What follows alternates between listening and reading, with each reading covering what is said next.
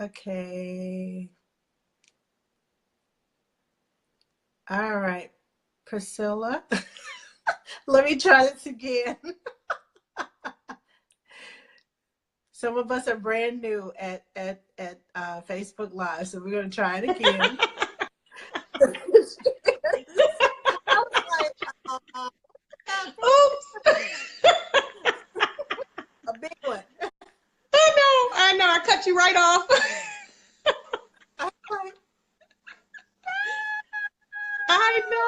I know. I'm going to turn it up just a wee bit. Hopefully okay. Okay. Can you hear me? I can. Can you see me? I can see you. All right. Now, tell us a little bit about yourself and what you do.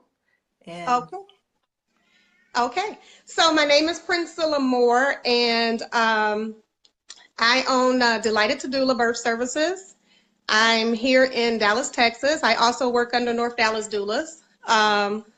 However, I'm a postpartum doula, certified lactation educator, and I also train for both programs through CAPA, the CAPA organization. I have trainings mostly in the Midwest area, Michigan, Indiana, Ohio, Wisconsin, and then I'm also opening up in the Dallas area, Louisiana. I've gotten a couple of inquiries in Mississippi, so that's great. Yeah, so I am looking to expand a lot more here in Texas as far as my lactation educator courses go, and also my postpartum doula courses. I've been, yeah, I'm sorry. I mean, it's, my no, that's okay. phone kept ringing, and I was like, I'm turning it off. I can't. Too. Sorry, I didn't mean to interrupt you. No, it's totally fine. So far I've been doing this for 8 years. I really enjoy what I do.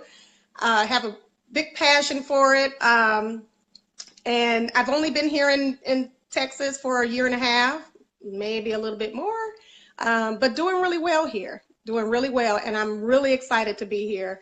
And I'm excited to be on Ask the Nanny. So thank you for the invite.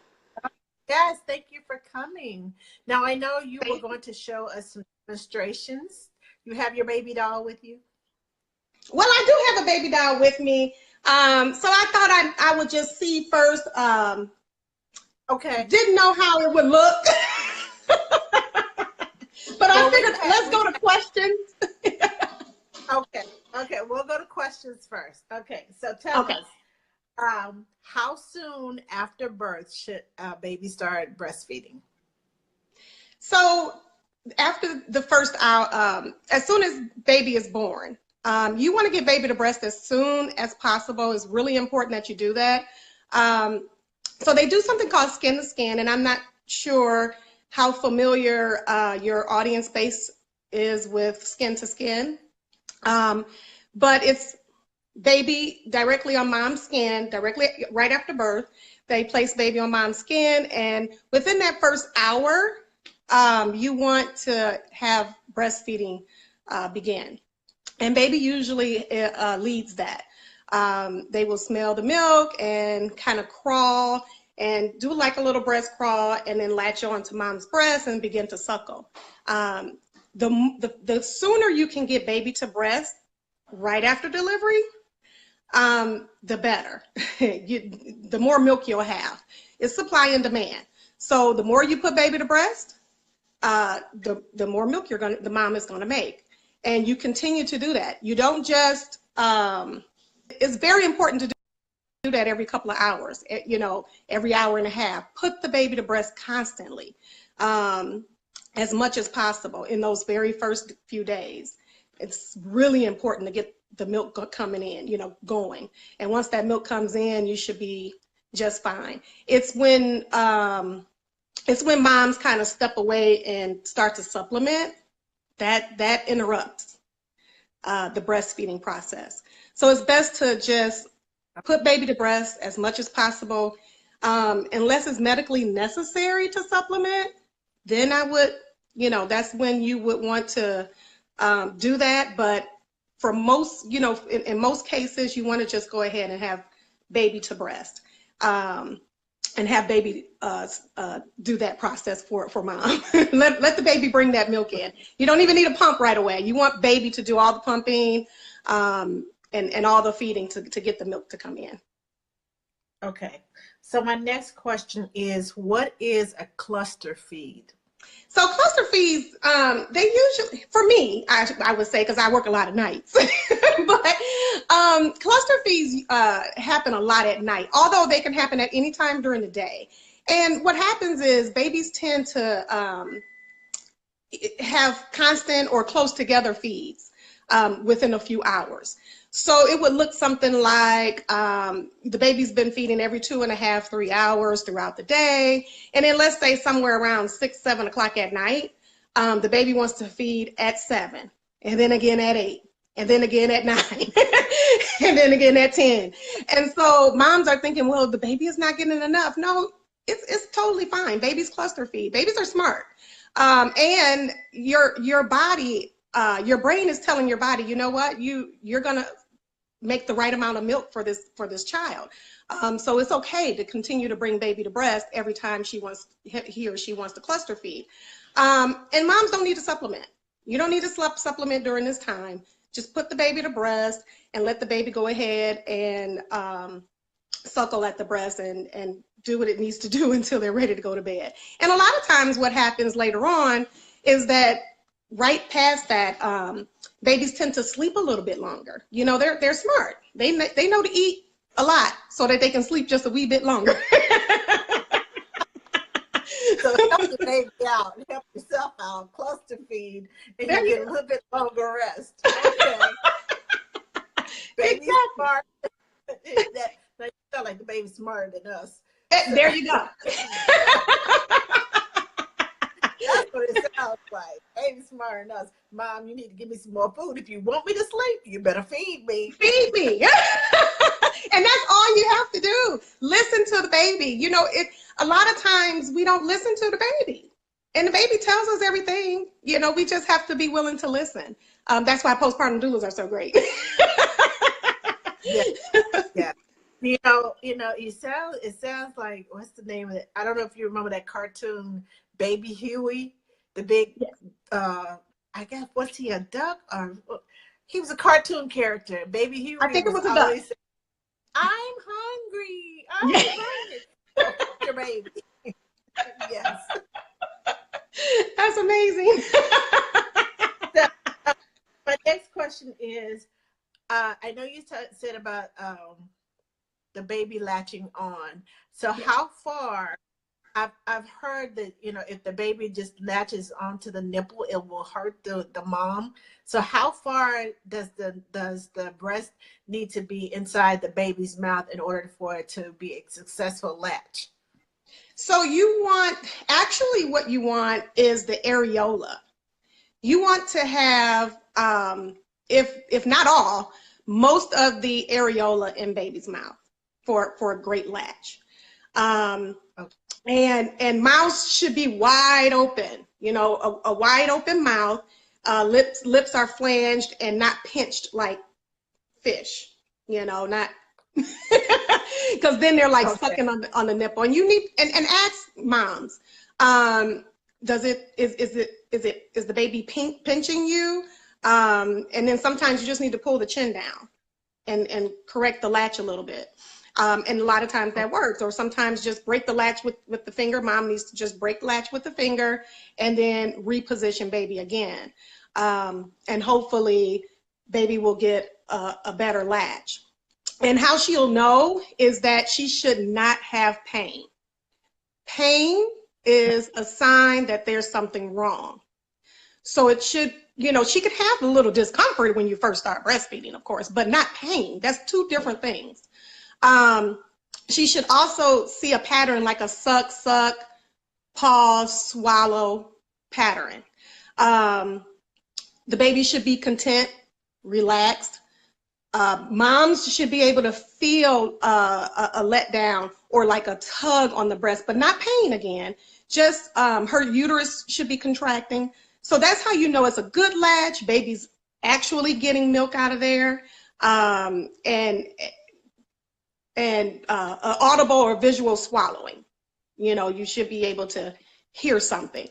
Ears could be wiggling, should wiggle.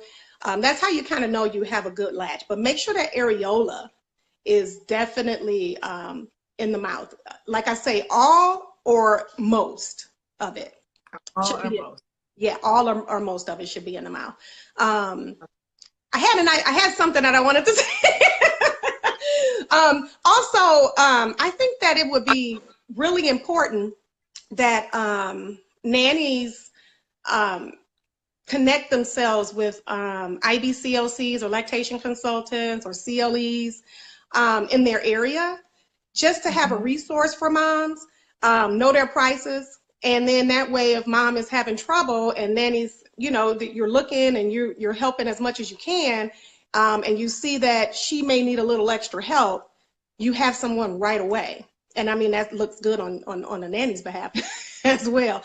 Have something on hand right away. Like, you know what, I know someone. I know someone in the area. She's an IBCLC, and here are her prices. Would you like, to call her and have her come over and help? I think it would be good for nannies to always have that on hand and available for moms when doing this, when helping out their families. Yes, that's good for NCSs too. NCS, not all NCSs are lactation counselors, so that's good for NCSs, especially brand new NCSs. It's good to have, a lot of information. I tried to flood my parents with information and keep a notebook of things, of websites, and when I hear people say, okay, I write it down, and I add it to my list. And I even have them categorized as to, this is toy recall, this is doulas, this is breastfeeding, this is, whatever the case may be, places to go, parks to visit, all these things I have a list of. So when people ask, okay, hold on, let me get my list, let me flip my pages. Okay, here we go. And here's the number, here's the address, here's the price, here's the whatever the case may be. Right. So it makes you more profitable and it makes you a better nanny. And then when they get ready to write that review for you, woo, yeah, you want that. Yes. She's very knowledgeable. And if she doesn't know, she can tell you where to go get it. There you go. Yes, makes you more valuable. Yes, make yourself more valuable. I have created a list at just about every home that I've gone to, because I've worked in so many different states. But when I visit a state, I'm like, okay, so I know where to go. I know what to do. I know how to do this. I know where to go that. Yes. So if I go visit or if I go and travel for work, yeah, I'll know where to go. And if I've never been there, I try to get out and use my phone GPS to find, okay, where is this? Where is that? That's so right. I will know what to do. Exactly. But that's right. Absolutely right. Good advice. Yeah. Good idea. Thank you. I come up with some every once in a while. Right.